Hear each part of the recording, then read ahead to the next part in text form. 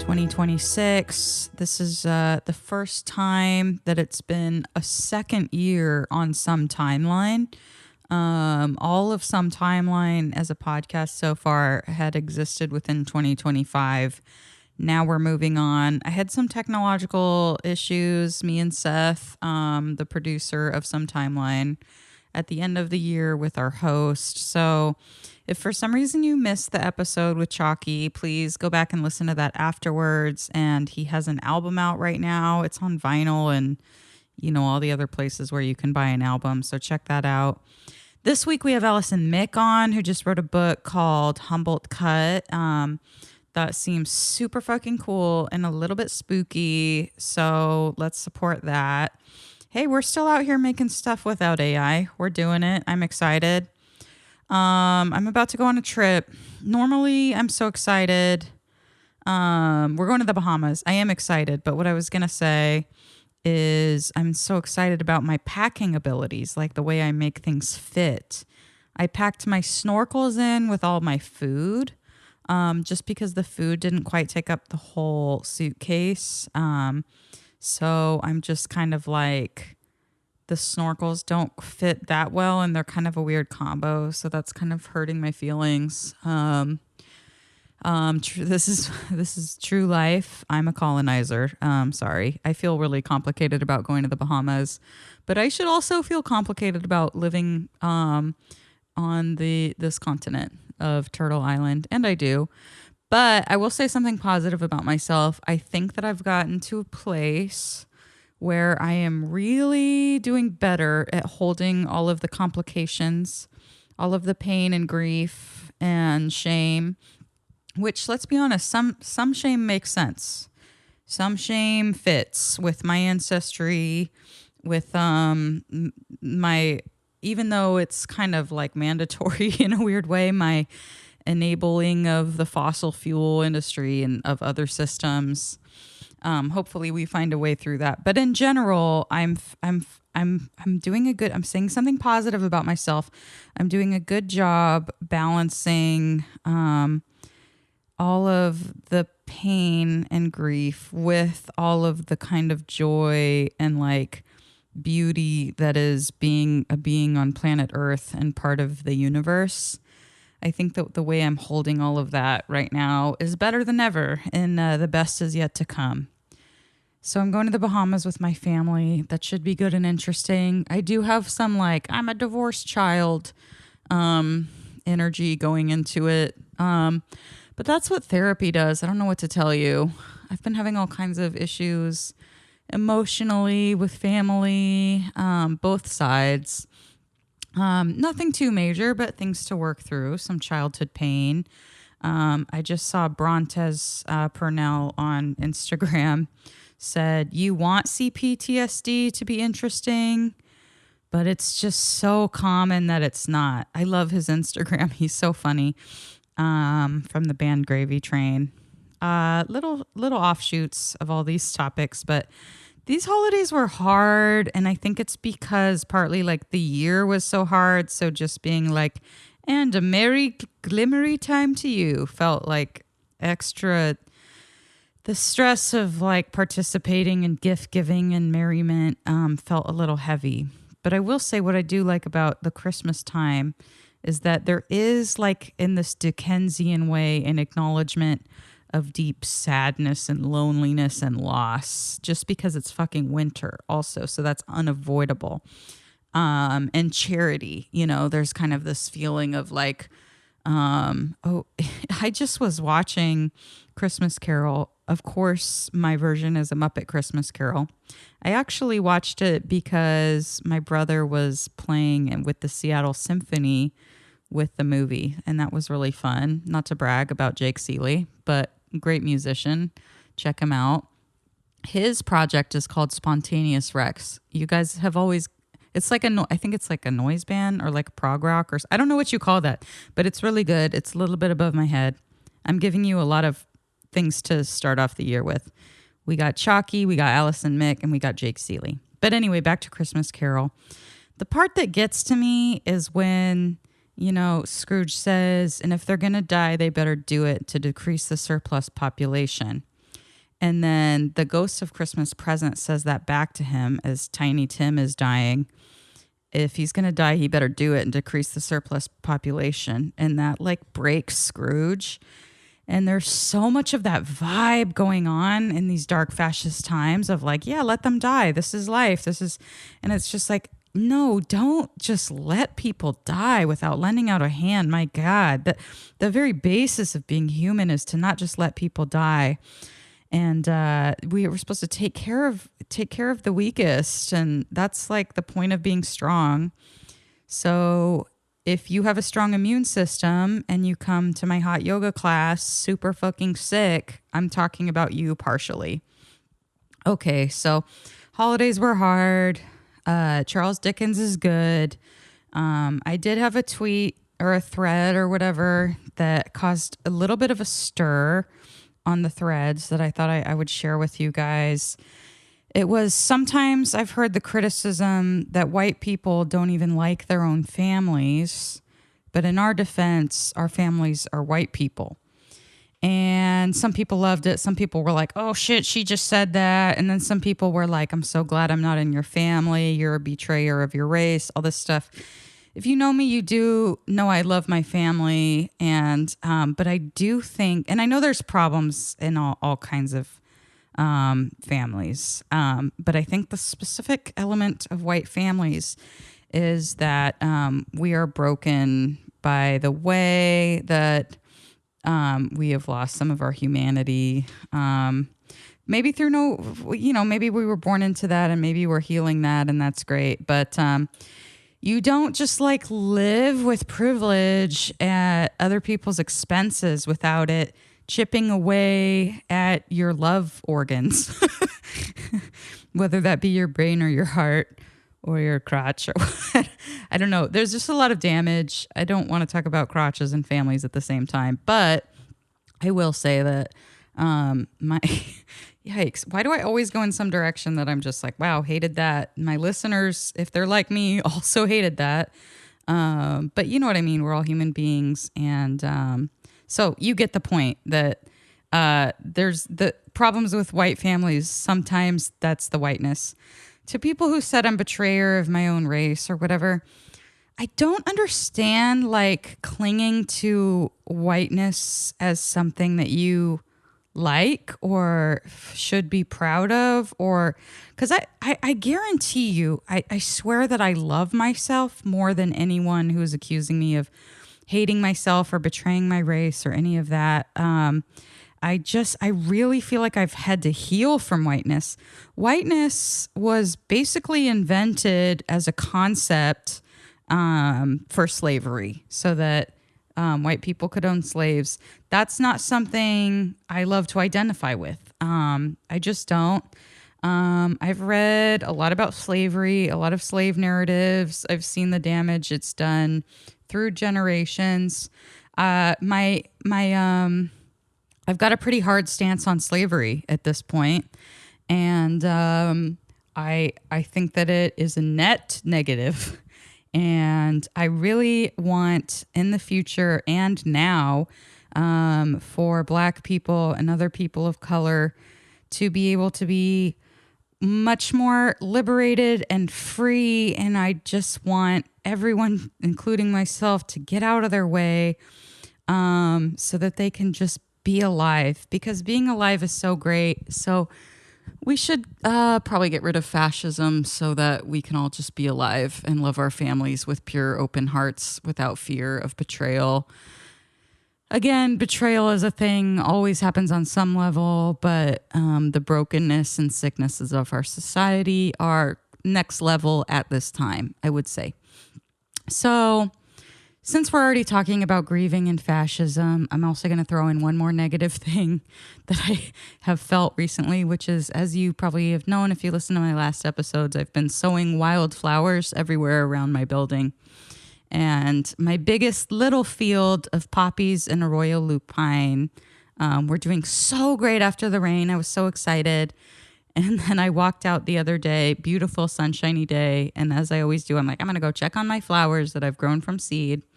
By the way, I bought the seeds from California Native Plants on Instagram. And he's an indigenous person who sells, I think, the best seeds. I think that because I've also planted poppies before from Home Depot, and they're just not as happy and magical. So anyway, I walk out on this morning to my landlord's gardeners mowing and poisoning my wildflowers. Which fair? They thought they were weeds. I don't own this land. But I did go inside and start fully sobbing. And I think that's okay. I think that it's okay to try something even though you know it probably won't work, and then it doesn't work, and then you cry. That's okay. I do feel good that I tried, and I'll probably keep trying in different directions. I still have some in some pots that are doing pretty good. And I just think we're doing a lot of things pretty backwards, like not just letting things grow, having degenerated granite everywhere in California and weed killer. It's just not the move. We all need to get a lot more involved, I think, in giving back to the land and to each other. I know it's fucking hard because we're all just trying to get our head above water, but we got this, babies. It's some timeline, 2026. If you want my comedy update, I feel like I suck right now. But that's okay. It's wintertime. I'm allowed to be a little hibernatey. And my last update is that my 13 magical nights thing that I did, that a lot of us did, that's like, I guess, kind of a pagan thing where we burn a piece of paper with a New Year's intention or something every night up until the solstice. But on the last night, you keep your last piece of paper, not knowing what it is. So the ones that you burned were the intentions that you can turn over to the universe. And then my last one was, I am financially healthy. And I'm so bored that that's the one I got. I hate thinking about finances generally, historically. I've got a very negative vibe with capitalism and money. But I'm looking forward to healing my relationship to success and wealth and abundance or something like that. And I want to do that without feeling like I'm doing mental gymnastics to like justify doing work that hurts other people, which most work does. Even, I'm working in a restaurant. You wouldn't believe the amount of waste. It's like I won't go into it, but restaurants, not great. Every place I've worked for, not great. I mean, I even work for the public library, and it's like, that surely is the most clean, like positive thing you can do. And yes, absolutely. I 1000% believe in public libraries. Please support them. Please go read a book there today. Might I suggest The Song of Achilles? I just had a nice time reading that. Although now I'm reading Wuthering Heights before the movie comes out. I'm super excited and horny for that. But, it's still part of the government, and there's cops everywhere, and it's... I wish there was no corruption in these things, but there are. Okay, I'm going to let you listen to my interview with Allison Mick. It is so fun. I'm so proud of her authorship. I started reading her book. It looks so good. Her voice is so good. I love her voice. It is so unique. She's a unique writer and a unique person. Thank you guys for supporting. You have no idea how much you mean to me, and I hope you are having a good 2026 and protesting immigration enforcement as much as possible this year, and staying safe. Okay, love you. Here's Allison Mick. All right, it's 2026. It's the first episode of the entire year of some timeline, and we have author and comedic writer Allison Mick on some timeline today. Thank you for coming. Allison, the first time I met you was at the Stork Club in Oakland. I remember I was with some friends and you sat down and you were like, "This is my first open mic." No. And you were like, I'm an attorney, or I just went to law school. And I was like, great choice. You're on the right path. Yeah. This is the choice I would have made. Go from being an attorney to trying to perform at the Stork Club. Great move. This is the Jessica Seeley path to success. I did hear like this artist, I forget her name, but she lived in New York, and she was, I remember she said, ruin your life as early as possible. Like, ruin your life. Yeah, that tracks. And I had to blow it up to get to all the stuff I'm supposed to be doing. Yeah. But I feel like if you're going to ruin your life, going into the Stork Club is the way to do it. Yeah, that's true. I got a second book coming out next year about my time at the Stork Club. Are you serious? Yeah, it's called Dive. It's coming out in a year, in next December. So Dive? Okay, let's not talk about the book that you have coming out this month at all. Let's only talk about Dive. You got to have me back to talk about Dive. Okay. Well, is it water? Because your book coming out this month, Humboldt Cut, is foresty. Is Dive watery? No. The sequel to Humboldt Cut will be watery. Okay. Dive is on with a different publisher, and it's like sci-fi speculative horror stories about people living in Oakland who all have a connection to this like Stork Club-esque bar called the Liz. The Liz? Yeah. Like the Lizard Lounge. Very nice. Stork Club, Lizard Lounge. Stork Lizard. Yep. Okay, so you've been... Boom. Writing's easy. So you've been writing. I've been writing, yeah. You for sure have been writing. Well, you're like... the pandemic, and when you're not like going out to open mics all the time, or like dreading going to open mics all the time, more time at home. I mean, you got to put it somewhere. I mean, some people just go home and just sit there. That's true, but I feel like you're the kind of person who... You'd be surprised. I can just sit there. It takes a lot of quitting, a lot of sitting there to do stuff, to do anything really. I have, there's been less TV though. Yeah. Which has been making me do more. I mean, there's just so much TV that it's like hard to choose, and it's just like, yeah. It's not fun anymore. It feels like another job. Yeah, then you go to a hotel and you just turn it on and it's fun again.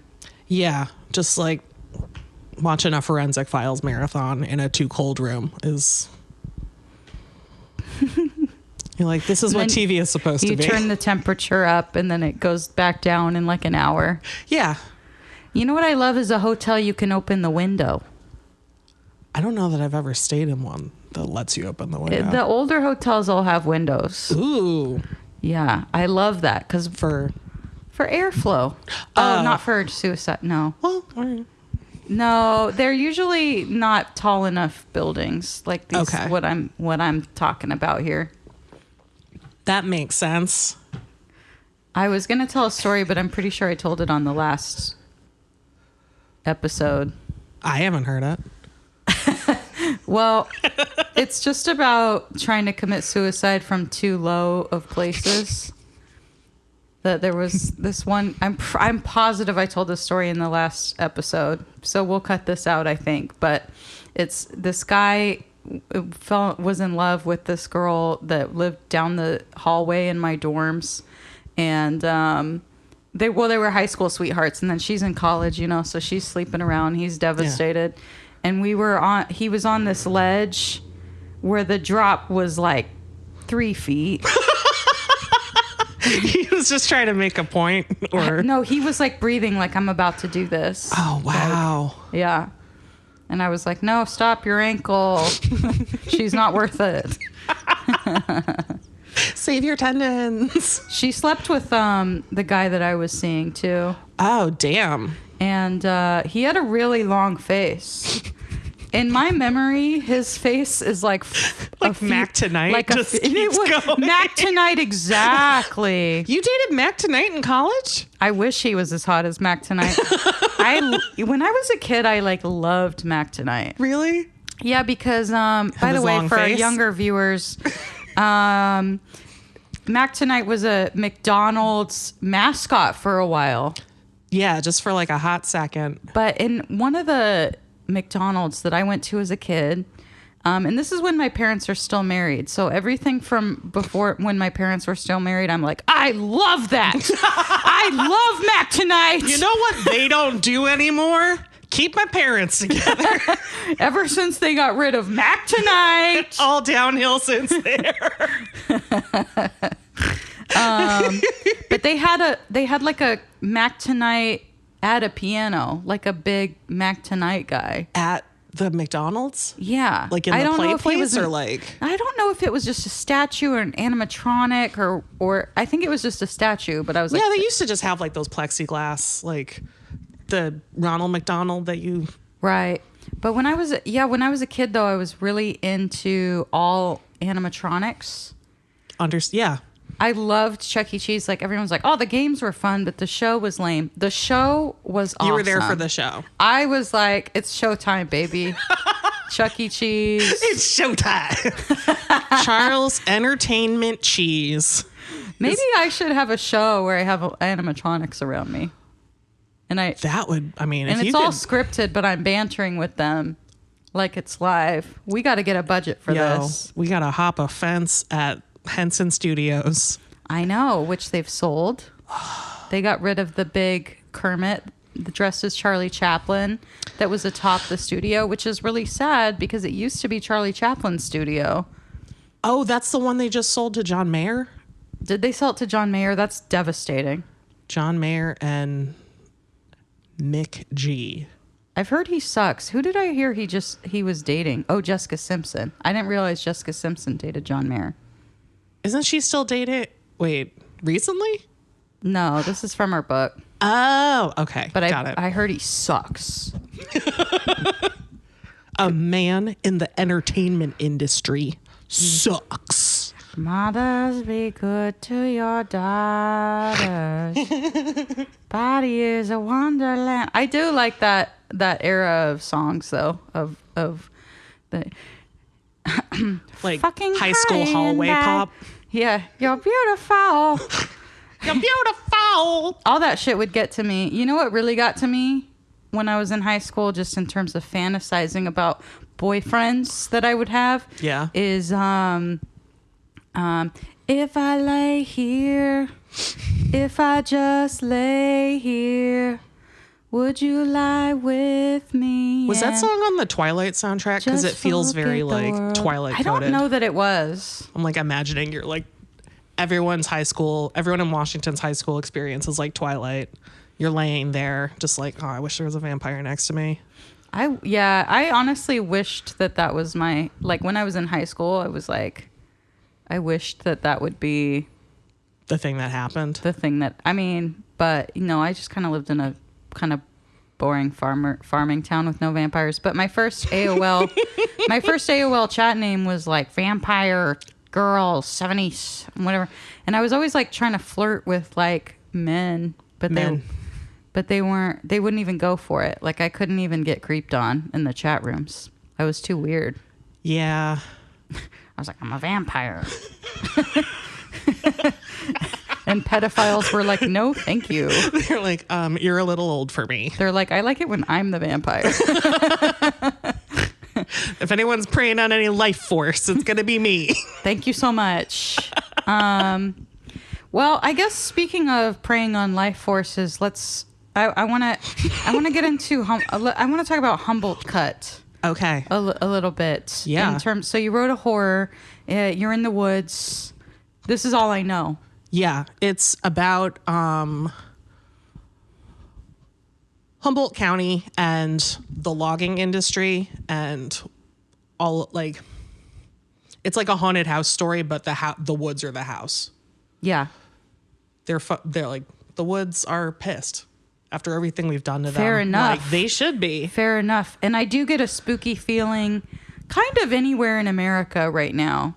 But especially when I'm like super in a nature environment where I'm just like, it feels like the veil is thin. And I feel like it is haunted by all the insane damage that colonialism has done. I was like taking this course about like the colonization of California, and the ecosystem that used to be here. Yeah. Is the ecocide, they like got rid of all the acorns. Insane. Yeah. Yeah. It's all messed up. And only 4% of the original redwood forest is still in existence. And like, it's like you go and it's so big, and just imagine like that's only 4% of it. Like, that's crazy. There used to be so many more trees than this, and it's just. And now when you go gone. to Humboldt, it's just a bunch of stoner comedy showrunners talking shit about each other. And you're like, I don't care. I don't care about your comedy. No matter what size the scene, it will, like, a scene could be 2 people and they're both like, fuck that other guy. It's so insane. And then it's like, no matter how many drugs they give you, you just can't care. And it's just like, that's why they have to do so many drugs, is to get any kind of buzz past how petty they are about their comedy scene. I mean, we were petty about ours, and everyone's petty about theirs. Isn't that so funny? And then you move to a city and it's like, oh, that fucking bar show did not matter. Didn't move the needle even a little bit. Oh, God. Someone who's been on TV was on the show and they're mad that they're there. Was your book influenced by any time doing comedy in Humboldt, or what's your? Because there's quite a comedy scene. I've only ever been to Humboldt to do comedy. Right. So doing comedy in the Bay, ditching attorneyness to do stand up, and then you find yourself in Humboldt. So your time doing comedy there, it maybe is inspiring. Yeah, I mean, I'm from the East Coast, and when I moved out here, I had only been in like Oakland and San Francisco and like visiting LA a little bit, and I had like a very different sense of like what people were like out here. So then the first time I went up to Humboldt, and there's like guys that look like the Monster Energy drink militia. Like, they're just big, and like the fonts are gnarly and the beards are big, and it like weirdly made me homesick a little bit. Just like, you go up the 101 and like it starts to look a little bit like upstate New York. And the people, like, I grew up around like big boned Great Lakes townies, and like being up in Humboldt, it's like, oh, that like the whole state isn't San Francisco, the whole state isn't Oakland. Like, there's things are different in different places, but like it felt a little bit more what I was used to being up in Humboldt. And then when I started researching the book and trying to find a place that had redwood trees, because I started with like the logging of like, I was reading a book about all the ecological devastation the logging industry caused in British Columbia. And I didn't have a passport at the time, so I was like, well, I know Humboldt and they got redwood trees there. We can talk about this here. And like, it's a place with a very specific vibe that I kind of like. Like, I've enjoyed every time I've gone up there. I love Humboldt. Like, you go, like, you cross the line from Mendocino County, and then all of a sudden it's like there's a roof on the world. Like, it gets so dark. And it's just so spooky. And it's like, it's such a specific vibe that lent itself to the story of like, what if the trees were mad as fuck about what we've done to them? Yeah. And it sort of feels like the world is closing in on you, and maybe with malicious intent. And I don't know. I love Humboldt. Like, what was the question? I don't care. My memory is actually like 4 seconds long right now, so you can choose to not answer my questions. Perfect. But I think you were answering it. Yeah, I think horror is such an interesting direction to take these kinds of feelings of being around these magical trees. Yeah. Well, I mean, you try to talk about that stuff in your comedy and people get bummed out. And right. I've experienced this. Yeah. I personally like bumming people out in that context. That's a big part of my personality. I was bumming people out by talking about like racial stuff on stage. And then like, they're like, wow, you made me feel really bad. You made me feel bad about being a white person. And I'm like, really? Because I thought it was funny. Like, I couldn't understand that kind of response to it. So I was bumping up against of like the limitations of comedy as a didactic, like a teaching medium, or like letting someone have a view into the way that you're viewing things. But that's why I always liked your comedy, because like you have such a very specific mind.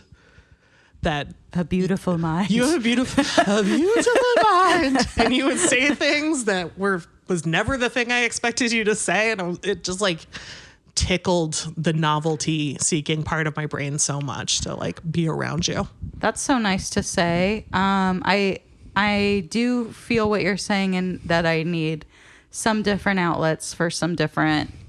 There is a limitation unless you have an incredible audience, which sometimes you'll get, and they'll go there with you. And I'm sorry that you had people that were like, you made me feel bad about this, because it's like, that's so boring. Well, every once in a while you'd get the like person that was like, thank you for being you and being in the best like, they're so happy to have seen someone like you on stage talking about the things you're talking about. And like, God, that was beautiful when it happened. But it's mostly doing stand-up to like mostly empty rooms.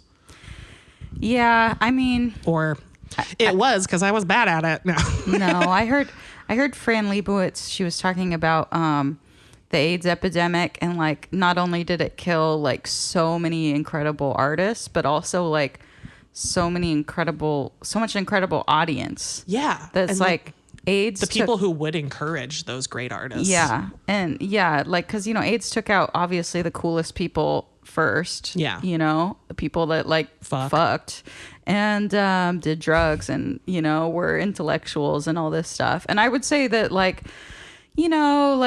capitalism does the same to cities and towns of like just makes the most boring people abundant. Yeah, it turns like that cool artiness into a commodity, and then people move there looking for that. And then they're like, why isn't there a Gymboree on Valencia Avenue? Like, then trying to Gymboree? like, I don't know. What's like, Gymboree? It's a place where people take their toddlers to play. Oh, yeah. People with toddlers suck. But it's like you trying to mold the world. Like you go for a specific vibe, and then your circumstances change, and instead of like accepting that, you're trying to mold the world around your new reality. Yeah. I don't know. It's a lot of like people do main character of the universe kind of stuff that I'm like, you shouldn't do that. You should think other people, like, I don't know. Yeah. I've complained a lot about the recent gentrification of this neighborhood, but I overheard this guy at this new fucking coffee shop over here. And he was, because there's a lot of new art galleries around here. And it begins. Yeah. And then he was like, on the phone, he was like, yeah, they're just taking an ugly neighborhood and making it beautiful. And I'm just like, God, I wish that like if we were going to get a coffee shop in this neighborhood, it would be like the cool artsy kind. Like we went straight. Anyway, I complain about this literally every single fucking episode. I just want a cool coffee shop. That's literally all I've ever asked for. What's the difference between a cool coffee shop and an like? I just want to feel like I can show up with my hair messy with an outfit that costs under $1,000. It's not like a CNBC. And be treated normal. Yeah. This fucking city. Maybe play some kind of cool music. Maybe have some art on the wall. Yeah, art's nice. They have some art, but it's like teeny, like it's too aesthetic. Anyway, I would keep talking about minimalist this, but and twee. My listeners have heard me talk about this before. But I will just say that there is a coffee shop up the street that it is fedora themed. Fedora themed coffee shop? Yeah, he wears a fedora. Everything has fedoras on it. So go check that out after it's called Car Suite. Car Suite. I'm gonna go there after this. The coffee's not that good, but the fedoras. The fedora it comes in are amazing. Back to the Gymboree thing. Is that what it's called? Gymboree? Where they take their toddlers? Yeah. I don't know if people are still doing it after like all the germs and stuff. Or I don't know. Little kids get germs all the time. I don't know how to talk to kids. I don't meet kids that often. What were you going to say about Gymboree? No, I'm interested in your relationship to children. I don't know how to talk to them. I'm weird every single time. It's like celebrities. Like I could never like be normal at Sketchfest. I had to be like, nice to meet you. You have soft hands. Like not knowing how to talk to people at all. Just like, I don't know. Well, you could study. You could watch Miss Rachel. Does she teach you how to shake hands with celebrities? No, how to talk to little kids. Oh. I mean, that's her whole thing. Sometimes when I have been meeting babies lately, I just do a Miss Rachel impression, and they love it. They really do. Know it. They're like you think like, oh, talk to them normally, but no, they want you to go, hi. Okay. And then they're like, oh, yay. It's tickling all my. But what I was gonna say about Gymboree is that I feel like I've seen videos of like these kid places that people take kids now. And like I said before, we had way better fun kid stuff in the 90s. Yeah, they were called playgrounds and they were fucking free. Yes. Well, but I was also going to Discovery Zone. I was going to go Discovery Zone. Also, we had the play things at the McDonald's where Mac Tonight was when my parents are together. You will remember this. I will remember this. What happened to all these play zones? You can't crawl through a tunnel anymore? I know why. Not safe. Lawsuits. Not safe. Not safe. Liability. You can't That's what I liked about them though. I liked crawling up there and being like, no adult can get me here. I threw a fucking fit crying so hard at a McDonald's play place because I was like 8 years old and too tall to be on it. I've been 5'10" since I was like 10 years old. Oh, that sucks. And they were like, nope, you can't. So I had to just sit there and wait. And I was just sobbing. Really sad. Watching my sister go, going like a little it. hamster. Like a little hamster living out my gerbil dreams. I know. Yeah, those things were fun. And then Discovery Zone was fun. I used to have nightmares that I couldn't fit in the play the tubes anymore. And the nightmare was, and I had this nightmare. The nightmare is real. We can't fit in there. I had this nightmare all the time as a kid that I had 3 legs, a full third leg. This was my greatest fear as a child, that I couldn't crawl through because I had too many legs. Would that be an impediment? Oh, I guess your hips would be wider. You're probably thinking about the physiology of it as a kid. I still could have done it. But as a kid, I was afraid that I couldn't. Spiders have 8 legs and they can go through anything. Yeah, it would be cool if I had 8 legs. It would be so cool if I had 3 legs. Yeah, just life would be easier, man. It'd be easier to be a woman, I think. Yeah. We found one thing. Would be 1 extra leg of protection. Yeah, exactly. Every single time. Getting around 2 legs doable. Getting around 3. Regular legs plus 1 for running interference. Yeah. You're just like the Heisman Trophy everywhere. Nope. The first time I went up to Humboldt, I remember you and Matt Lieb were posting about looking for surfboards.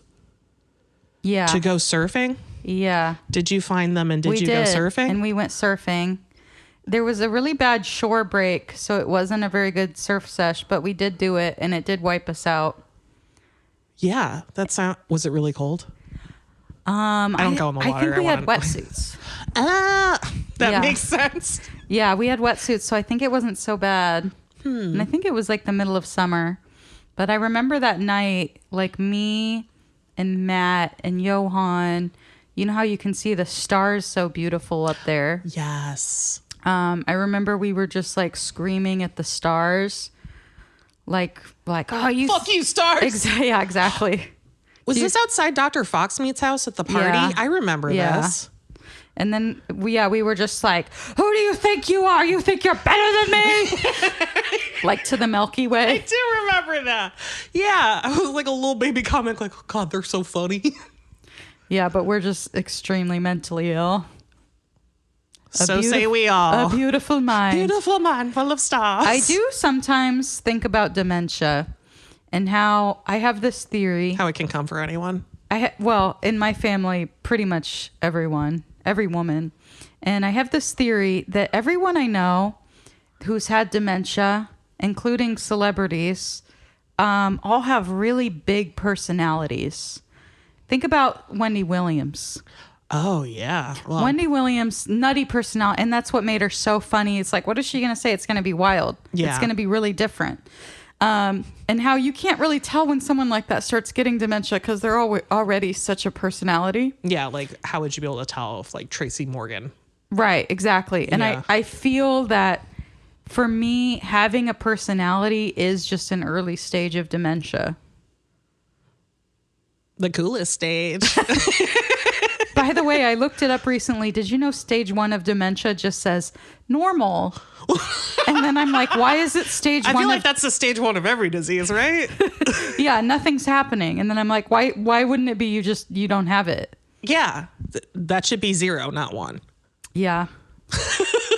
So anyway, we were yelling at the stars, and then we went to a drive-in, and we're asking the drive-in person through the thing.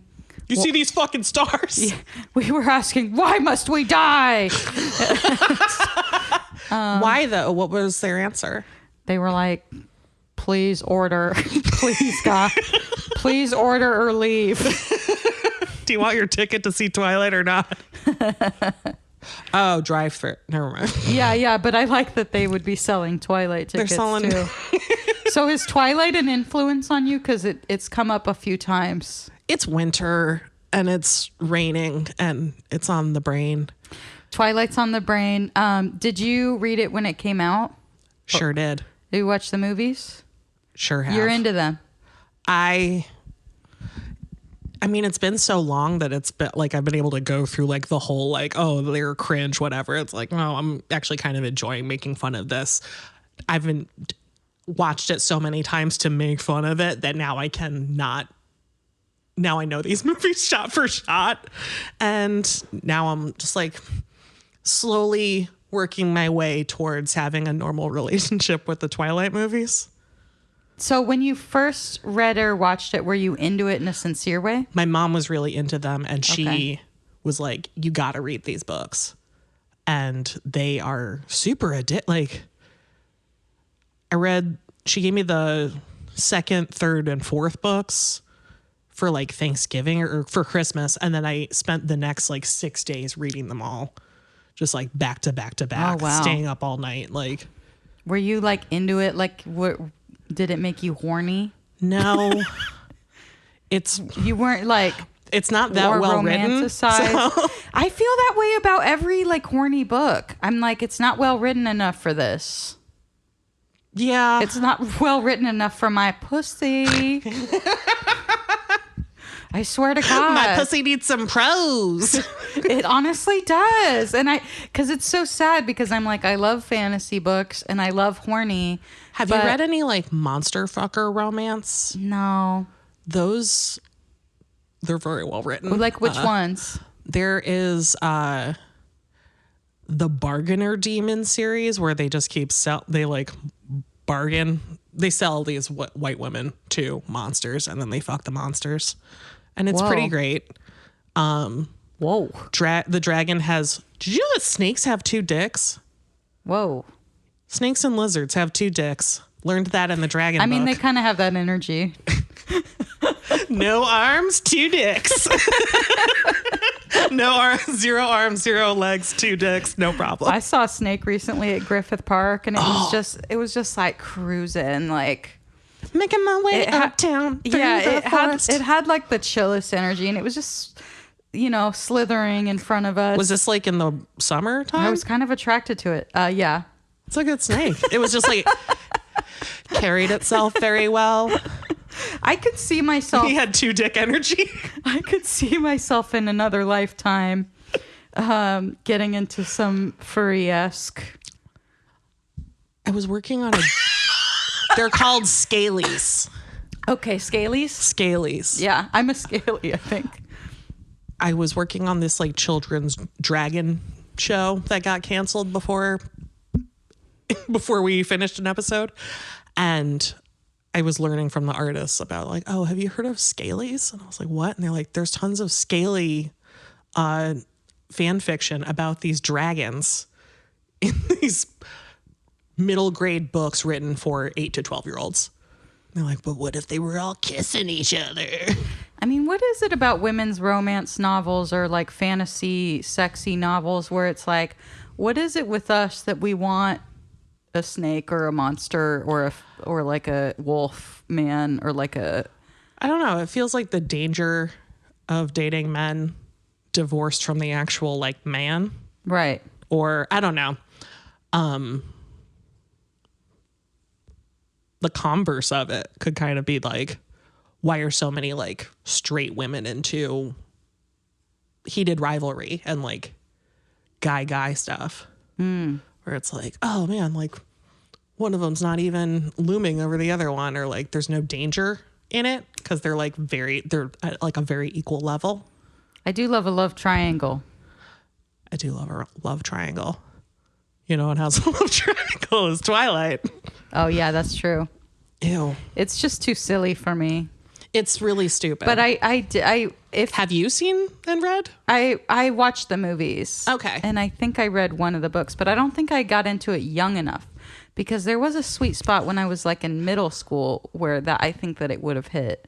Oh yeah. Because I was really into fantasizing about danger men. Yeah. I had a fake boyfriend. He was in high school. What was his name? Aaron.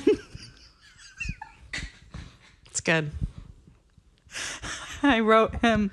Did he go to another school? Yeah, he went to high school. I was still in middle school. Oh. Yeah, and he was addicted to LSD. You're like, not to brag everybody, but I'm being groomed. But he was really suicidal. And I wrote letters.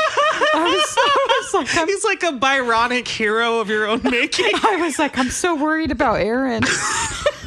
Who were you telling this to? My friends. I had a couple friends and, all my mall goth friends in middle school. And they were like, we've never seen Aaron. Aaron does not exist. And then I think at one point I told them like, yeah, I made him up.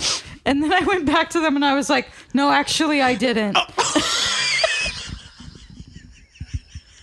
So there's that. Anyhow. Psych. Right? Psych. Aaron's back. Aaron and I are back on.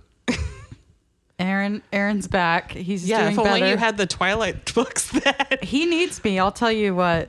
I had no excuse. I was like 22 and I was just like, it's all of the like with books, they're written to a formula, and not all books, but like very popular genre commercial books are written to a formula, and that sort of like romance formula is very like, it takes you on a like emotional body journey. Mm-hmm. And like I was just reading a book called Dopamine by some like doctor lady. I've seen that in the stores.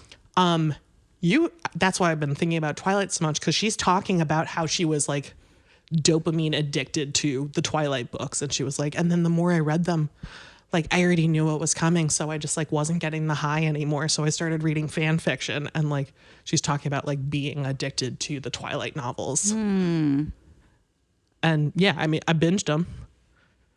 It was a good binge.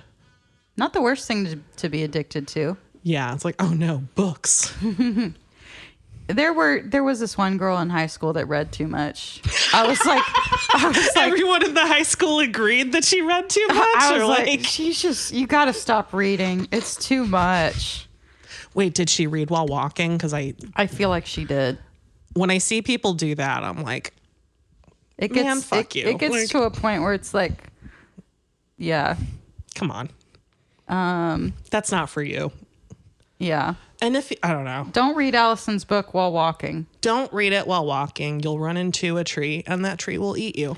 Do you think it's spooky that you wrote a spooky book about trees and that it's printed on trees? Yes, it freaks me out a lot because they send you a book or a box of like 15 or 20 of those books, and you smell it, and you're like, oh man, that's what books smell like. And then it's like, oh man, they chunked up a whole forest into pulp so that they could just like flatten it out and bleach it. And like, there's this John Frankenheimer movie from the 70s called Prophecy. And it's like a creature in the forest movie, weird horror movie. And it's like a paper bill. And they're like, there's all this like how it's made footage about like they're turning forests full of trees into the paper that we use every day. They're doing it to like, once I started like researching this stuff, I was like, oh, what is like our whole world is made out of this. Yeah. Like we wouldn't have anything like wood, like Wood. Christmas tree. Yeah. Tell me what. I actually left my Christmas tree up because I knew you were coming over, and I wanted you to maybe talk to it and tell me what's like. I'm sorry that Jessica made you a festive ritual lynching. So you think my tree doesn't like it because I imagine it grew up and it was like, one day I will sacrifice myself. Are they showing TV to the trees so they can have dreams of capitalism? Yeah. They're like, oh man, one day I'll be in a Coca-Cola ad.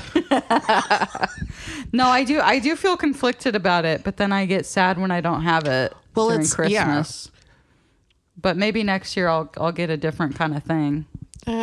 Maybe, I mean, it's like maybe just garland or something, you know? Like, I do think that, like, the ritual of having, like, something evergreen in your house in the middle of winter could be good. I might not have to take a whole tree. I'm not philosophically against Christmas trees. I really like them. I think they are... I feel complicated. I do feel like sitting next to my tree, it's like I do look pretty. I look pretty, don't I, Mommy? Dying. Is the death the thing that makes me beautiful? Oh, man. Tell me, Jessica. Sad to take something evergreen and then... Yeah. Then you're unevergreening it. It is, but that's also like... Trees fall over and die in nature all the time. And I feel like it's less about the like fact that it dies is like we're taking away not just like the trees that would live in that forest, but the trees that would die in that forest and become nutrients for further trees. It's like removing a chain from the ecological like cycle. And I don't know, not to get too like deep into it, but like as a Black person of African American descent, like it wasn't that long ago that they were having like the lynching tree and like let's take a picture and sell it as a postcard for our town, and like this sort of like everything they did to us, they also did to like the stringing up, the dragging, like that, all of that stuff is when you see that stuff happen to trees, it's hard not to see it, especially with like the very specific same like industrial components of it, like the ropes and the chains and the like. Wow. Sorry. I'm like, no, don't sorry. It's interesting. I can't wait to read your book. It gets into it. These are cool thoughts. Not necessarily thoughts that would lend themselves to a stand-up comedy stage. I don't know. So, but yeah, this y'all ever think about lynching? Well, I also felt like I saw in the pandemic you were posting a lot about like this is this kind of tree and this is this kind of tree. Yeah. So you were starting to get into like this connection to like, what are the trees around us? Yeah. What's changing? Like during the pandemic was the first time I ever read Octavia Butler. Same. Yeah. And it messed me up a little bit. Yeah. But the more I read and reread her, like, and like read about her and like learn about like she was taking the bus from like the LA Public Library downtown to Pasadena every day and like taking note of all like the way the like climate was changing even in the like short time she was doing that before she moved up to Washington. It's crazy. Like it's just noticing the world around me has changed a lot since I started writing this story like 7-8 years ago. It's been a long time. Like it's been a project in the work for a really long time. And like just like seeing how much of our natural world is like not natural. And like when I was posting about the tree thing, somebody messaged me to be like, hey, my grandfather's the one that sold all those banyan trees to the city of LA. And those are the ones that like the roots are like growing so large that like they didn't know how big they were going to get. And like now the sidewalk is all fucked up because no one thought through the ecological impacts of like all of this like beautiful decorative wonderland put together made out of trees from Australia and Africa and Asia. Right. Like, It's interesting. yeah. I was just walking my dog and taking pictures and then now I'm radicalized. Be careful. I read Be careful out there. The Overstory by Richard Powers, that book about trees. It's about people getting radicalized by trees, and it radicalized me of like, I have so much reading to do now. it's really, really good. Scott Simpson recommended it to me Oh, interesting. at that Bay party Area comedy. Bay Area comedy at that party where you were yelling at the stars. He ate a cigarette I love it. on a dare. I love it. I'll tell you. He doesn't want me to know that. Never mind. Can we cut that out? No one listens to this. Don't worry. Okay. No one knows Scott Simpson. Fair. What is he now? We're gonna get him fired from his tech job or something. I don't know where he works. He's a white guy with glasses. He's untouchable. Hope you're well. I always liked that guy. Yeah, me too. What was I? Well, I can tell you my awkward celebrity sketchfest story. Yes. Which was, I was wasted as I was, and I met Adam Scott at the Hilton. Uh-huh. And I didn't really realize that I didn't know him because I was drunk and I recognized him. So I was like, hey, how are you? And I remember his face was like, what the fuck is happening? You thought he was like someone from around the scene? Or I don't know like- what I thought. Yeah. I don't know what I thought. And then I took a picture with him, and in his face, he's like, he looks like, what the fuck is going on? I'm uncomfortable. And then I looked at the picture next day and I was like, oh, that's Adam Scott. Sketchfest is so weird because like those are people that like aren't regular famous. They're just comedy famous. Mm-hmm. So like they're not used to like, I mean, he's probably used to that now. You gave him great practice for dealing with fans who were drunk and did or did. He's pretty famous now, yeah. Yeah, he's really famous now. You were his fan open mic. Exactly. Practice. Exactly. It's important. Yep. So now he knows how to deal with that. Sure. I still forget that people get drunk. I forget that people still do that. Yeah.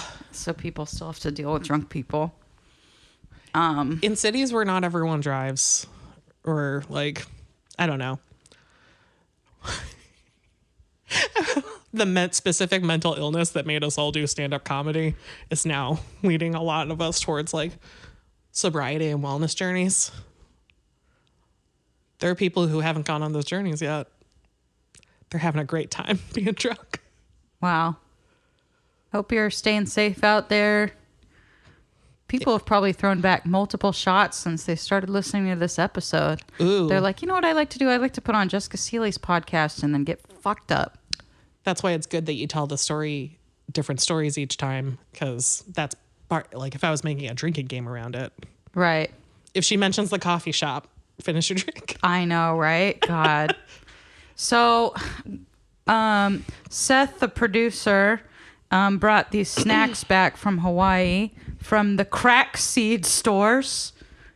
The Crack Seed stores. Crack Seed stores? So we're going to do our first ever Some Timeline tasting of the Crack Seed. And so this first one is the lemon strips. Oh, it's lemon strips. Okay. And I historically don't even like snacks, so I don't know what's going to happen. I like food. I like meals. Give So me you're a gonna have, big bowl of pasta. if you don't like it, you have to say like, I don't like this because I don't like snacks and XYZ. Or I like snacks now because, I don't know, let's try it. Let's try it. I do like lemon. Woo. I like this. Now it's a lot. It's becoming a lot. Oh, that's interesting. That's like, wow. Oh, It's definitely lemon, yeah. and it's like, definitely a strip. it went from like sweet to It was sour a journey, to huh? like, yeah, I want a lot of flavors and textures in that one little thing. I can't imagine having more than one of those because how much of a journey can you go on? Some people are tripping every day. You're gonna Snack tripping. You're gonna overstimulate the fuck out of yourself if you eat these lemon strips. Yeah. Here's the mandarin one. Ooh. Mandarin orange. Pretty good. Yeah, that's good. Pretty sweet. So this last one, Seth says, is the most divisive. This one? And so far, everything that's happened in this country. What is it? Lee Hing Moy. Lee Hing Moy. So far, everything in this country that's happened has not split up me and Allison from being friends. But this This might do it. Might Cheers. do it. Cheers. Oh, wow. The only reason you would eat this is if you're just like, I need to feel alive. I need to feel something again. Why does it taste like meat? Like, it's like if fruit was meat. Ah, wow. That's actually because the tree of this grew from corpses. Hell yeah. No, I don't know. I'm I'm just trying to match your vibe. It tastes. The Humboldt Cut vibe. Yeah, that is. Wow. Lee Hing Moy. I don't hate it, but it's kind of like the first one where I'm like, it's such a journey that you wouldn't, because to me, These snacks aren't very snackable. right. Like, 'Cause- it's not like a bag of goldfish where I could just like Yeah. eat it for it's not sessionable. Snacks, you're eating to feel nothing. Yeah. These, you're eating to feel something. These are making you feel alive. Like, I felt my mortality very acutely on I guess that last that's one. good. Yeah. Wow, there were flavors I had never had before. Like, I'm almost 40 years old. I thought I'd tasted all the flavors I was going to taste. Had far from it. My dad always says he's excited that maybe he hasn't heard his favorite song yet. I love that. So you haven't tasted everything. You haven't heard your I hadn't song. tasted those 3 flavors before today. No, And not at all. Not at all, really. Can I try that lemon one again? Or is that a lemon? I kind of like that lemon one. strip. Lemon strip. Like, compared to the other ones, I'm like, I could eat a million of these. Well, No, I couldn't. Ah. write us at sometimelinepod@gmail.com to let us know if you've had these snacks, if you've been to Hawaii. What other Hawaiian snacks should people eat? That's not a question for me. That's our question for Seth Hover. Or for anyone writing into the pod. Oh, right. You're right. Sorry, I have dementia, stage 1. All good. So, thanks for coming on today. Thanks for having me. A hex upon you if you do not buy Humboldt Cut by Allison Mick on sale January 27th, 2026. You can pre-order it now. And it'll be mailed to you, or you can pick it up on the day it comes out. And pre-orders are great. A hex upon you and your family should you not support this author, ex-comedian, ex-attorney. Buy the book and live forever as a redwood tree. She was too tall to get in the tubes at McDonald's. Too tall for tubes. The least you can do is buy this book. All right, thanks, Allison. Is there anything else besides the book that you want to plug or say? No, just thank you for having me. This was great. Yay. Bye, Humboldt Cut. Bye. Yay. Yay. Thank you for joining us on Some Timeline. Don't forget to email us your thoughts, questions, songs, whatever, at sometimelinepod@gmail.com, or leave us a voicemail at 747-666-7005. Thanks to our sound producer, Seth Hover, our musical composer, Jeff Traeger, our podcast artist, AJ Howard, and I'll see you next time on the next part of Some Timeline.